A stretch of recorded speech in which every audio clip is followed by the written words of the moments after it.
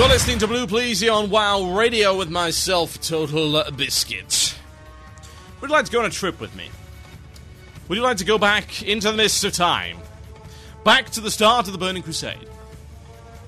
I certainly would. Maybe not for the same reasons as you, but I'd like to go there nonetheless.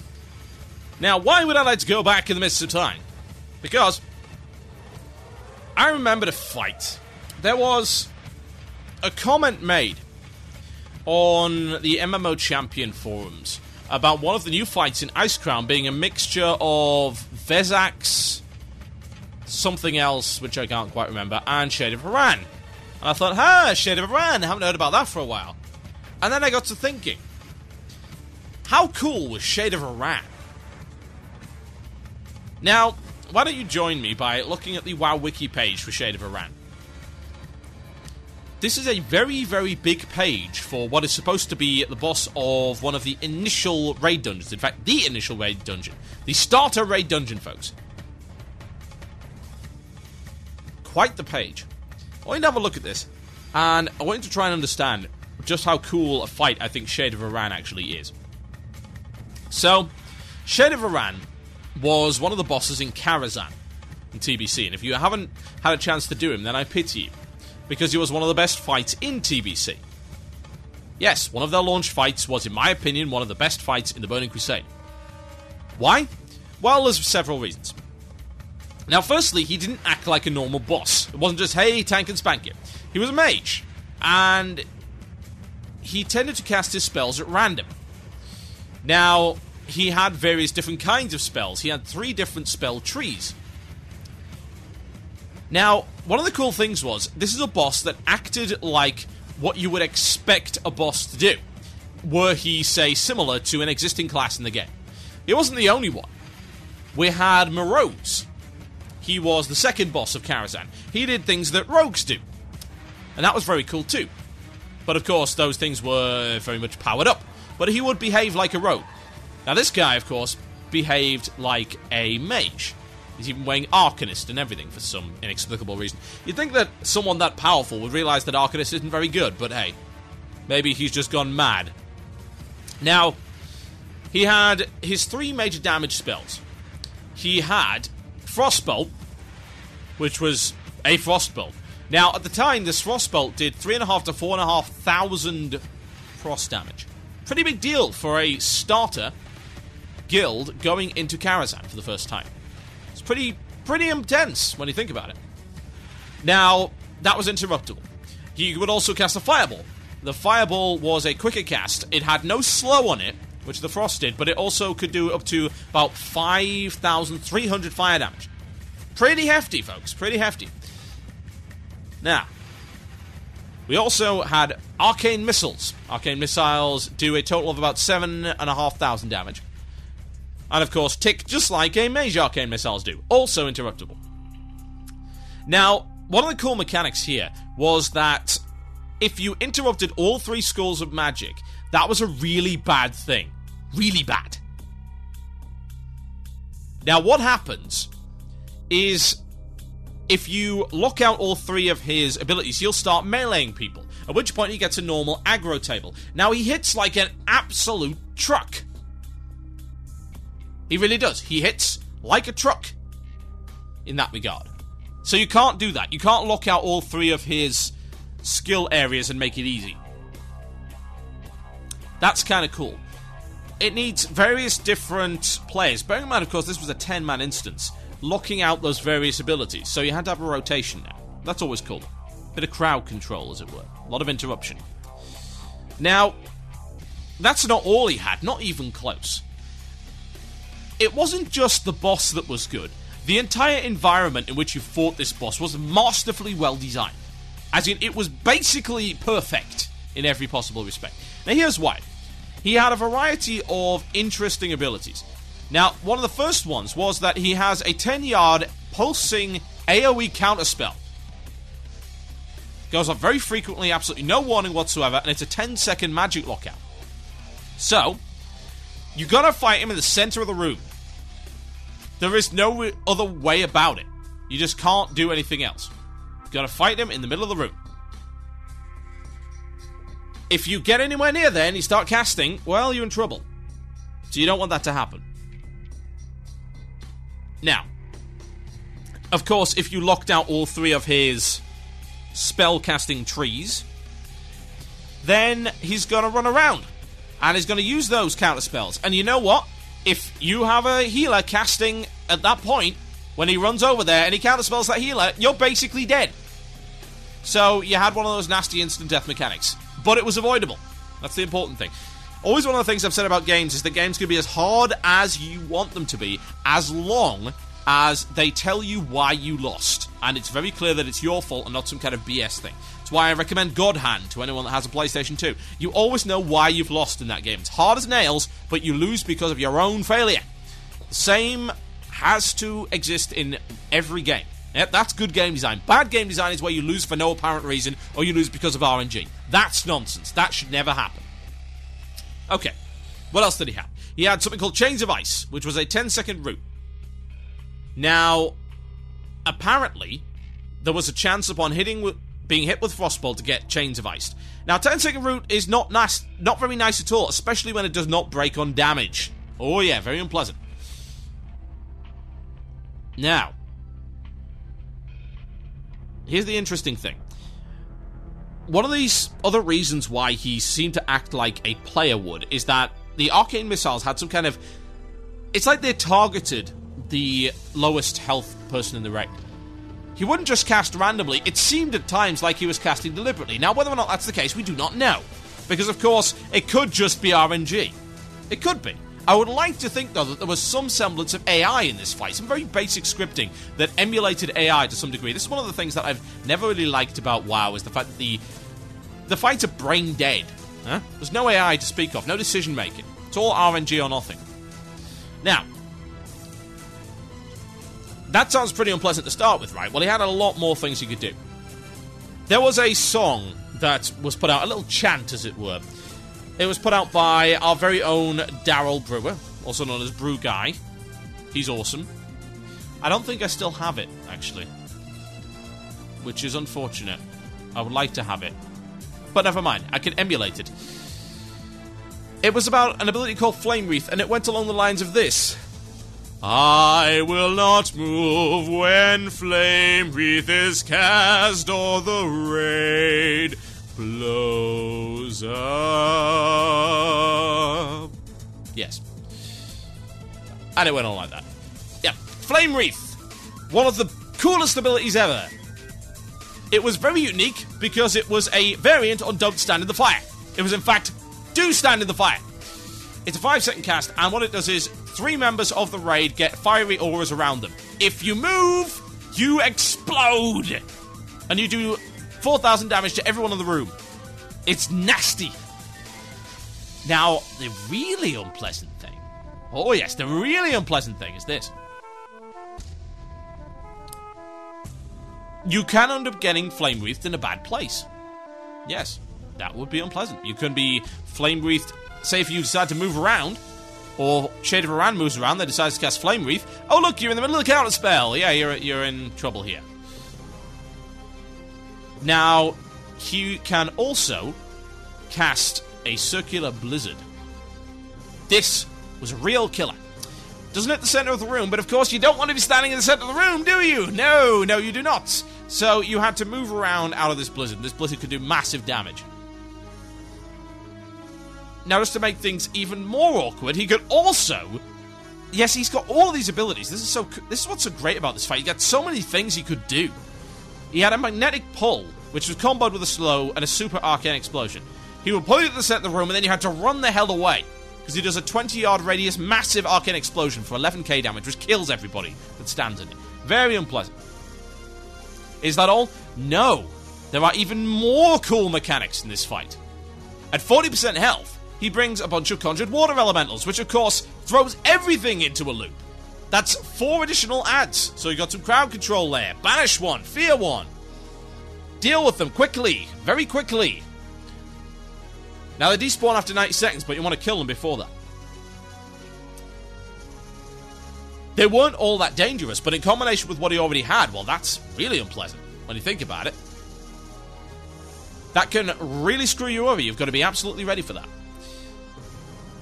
Now, here's the coolest part of the entire fight. You know how I said that it's a bit like a mage, yeah? It has a lot of mage mechanics. Well, what are mages known for? Well, of course, water and polymorphs and pyroblasts. Well, what about a mechanic that has all three? Oh, yes. If you allow him to get down to about 20% mana, yeah, he uses his mana bar. Yes, he's like one of the only fights that does. The mana bar actually comes into play here and isn't totally irrelevant. If he ends up using that much, then he's going to mass polymorph the entire raid. He conjures water, sits down, starts drinking with some great voice acting, I might add, and after about 10 seconds or so, he does a pyroblast on everyone in the raid for like 7.5k damage. Nasty, isn't it? Very unpleasant. Oh, yes. Now, that is a bunch of abilities. That is a huge number of abilities. It's very, very difficult to find another boss at the moment that has even close to that many of abilities. And more importantly, synergy. Loads of synergy between the abilities. I found that very cool. All sorts of things that combine together to make a genuinely challenging fight. However, the best thing about it is that it feels like you're fighting an actual person. Yes, we know it's a pre-scripted boss fight, but with all of those abilities and all of the synergy between them and a semi-intelligent use of them, it feels like you're fighting a real boss who can think, even though you know that he can't. It's an illusion. Illusion of AI. I can't think of a single thing about this entire fight that could ever be considered to be bad, honestly. It's wonderful. It is absolutely wonderful. From the voice acting, even to the fact that if you have Atiesh, the great staff of the Guardian, with you, he will actually do extra voice acting, which I think is amazing. He'll say, "Where did you get that? Did he send you?" Which is, of course, a lore thing. He's making reference to Medivh. Ah, yes. Medivh. It's quite impressive when you look at it. To be honest, it's the best fight in there. I mean, Karazhan had some very creative fights, but this was the start of a new generation of fights that continued through TBC. But I don't think anything really ever matched it in terms of how it felt to fight this guy. It felt like you were fighting a real person. A real boss. A boss from, say, one of the more advanced single-player games that had a little bit of AI about him. It had the illusion that he can think. It was challenging. It was very challenging. I remember our guild ran up against him and literally had to spend weeks trying. This was, of course, on the initial Karazhan release where everything was a lot harder. Of course, now he's a joke. You can just nuke him down. But in those days, the Shade of Aran. Oh, yes. He was a speed bump, all right. Very large speed bump. A lot of guilds didn't get past him. Yes, that might surprise some people. For the longest time before they nerfed and nerfed and nerfed again. A really genuinely interesting and well-crafted fight. I wonder who actually designed that. I wonder if that person is still at Blizzard. I'd like to thank them. That was an astonishing encounter. I want to see more of that. I want to see bosses like this again. Sure, there's some interesting bosses in Ulduar. But really, there's not a fight in there that can match up to the sheer number of cool abilities and the synergy between them that Shade of Aran had. I'd love to see a harder Shade of Aran. I'd love to see something that got close to that. That would be great. We'll see what Ice Crown brings. Now, some people may claim I'm being nostalgic, but really, if you look at the mechanics and if you remember fighting it, I think you enjoyed that fight, honestly. I really do. I think anyone who wanted to challenge and anyone that wanted a great boss and appreciated good raid design also liked that fight. How could they not? How could they not? My name is Total Biscuit. You're listening to Blue Please here on WoW Radio. I'm told the Murloc wants to get out and pay a visit.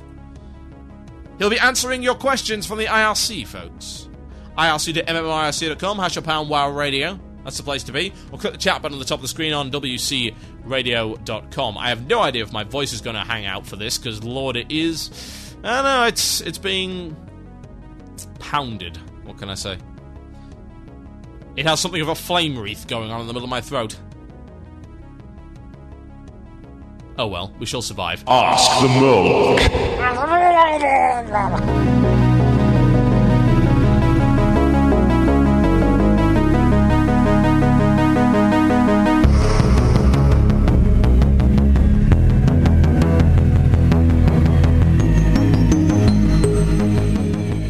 Ask the Murloc.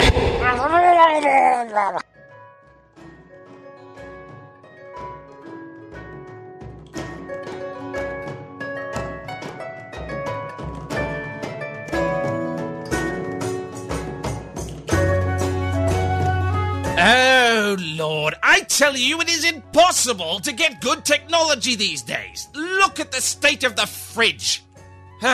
Such a waste. Do you know what I had in there? I'm sure you can't imagine. Plebeians. You couldn't even fathom the delicacies. It saddens me to see such things go to waste. We had delicious babies. Oh, yes. Humans, elves, orcs. They're a little bit tough. But, regardless, when slow cooked for 7 hours, they can be most delicate morsels. And now they've all gone rotten. You have any idea how much a fridge full of delicious, tasty babies smells after 8 hours defrosting? I paid the electricity bill, I had the maintenance card, and everything was fine, or so they told me. 2-year guarantee. Appalling. And look what I see. A literal army of peasants in my foyer. How dare they? How dare you come to my house on this day of mourning? Have you no respect for the dead, babies?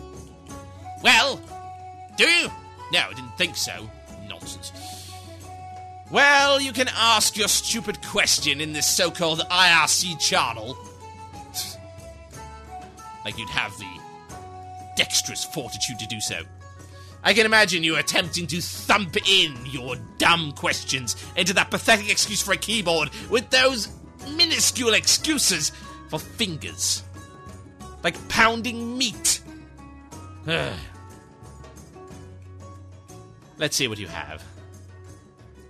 Dear Murloc, paper or plastic compounds made out of snake poison. What are you talking about, you blithering imbecile? I cannot imagine why you would make the dangerous trek. It is 7.5 miles to the nearest village. That is where you must have come from. You smell like it. Place smells like the inside of a festival toilet. Not that I would know, of course. However, I do operate several, yes. They're a good money maker.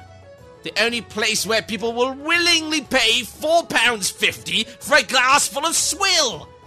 I cannot imagine. That music must make people dumb. Now you travelled 7.5 miles from the village through the chasm of death, fighting off the bears of eternal destruction. And bear in mind that 90%, yes, 90% your puny mind cannot even comprehend the number of pitiful peasants that get munched by those bears. They're like guard dogs, only cheaper. You don't have to pay them. It's delicious. And if you get past the bears, then you must cross the chasm of doom. And can you do it? No, I think not. You are too weak, too flaccid, too amateur. And yet somehow you got here anyway, and this was the best you could come up with? I despair for the human race. Eventually you'll wipe yourselves out, and there when, well, you make me so angry I cannot even enunciate. Let's see if I can get a reasonable answer to you unreasonable people. I find it unlikely. Let's be honest. Dear Murloc, where do baby Murlocs come from? Aha! See, I will be able to answer that. You see, the Murloc is sitting here right now. Let's assume that you're all blind, and you probably are to the ways of the world, let's be honest. Ignorant, naive, pitiful. The Murloc is sitting here in his luxurious velvet chair, wearing nothing but a dressing gown. You should consider yourselves lucky. For if I were to remove this garment, I can tell you you would be shocked and awed. You see, that's where the US military got it from, yes. They took their code name from my magnificent ball sack. Oh, yes. If you want to know where baby Murlocs come from, well, you can ask your mother. Yes, that was an ice burn, wasn't it? Dear Murloc, what is your favorite flavor of pizza? Your brains. Oh, wait, you have none. The Murloc is on a roll, see? It is the rarest delicacy. A your brains pizza is impossible because you have no brains to put on the pizza. I am a genius. Bask in it. Revel. Dance naked through the streets, but don't do so in my sight, you disgusting pervert. Now, I assume that one of you may have a question that's WoW-related. However, somehow I find that rather unlikely. It's horrendous. Dear Murloc, does the Murloc have brains? You cannot comprehend the masses of grey matter inside this wonderful skull of mine, I can tell you this. Now see what happens when you ask idiots to provide you with reasonable questions. You find none, so get out of my house, or I shall load the cannon. Yes, cannon. Ha ha! Ask the Murloc.